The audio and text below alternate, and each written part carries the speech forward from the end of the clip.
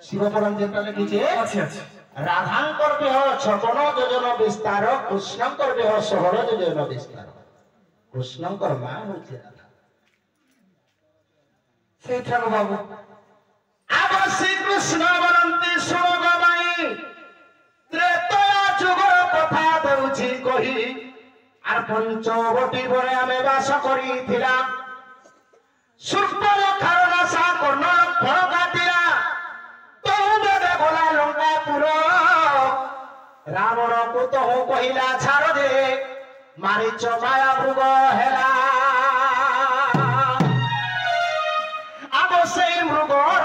लांग आनी दियो बोली तुमर नयन तक भुलाई राग सजनी नयन तक भुलाइला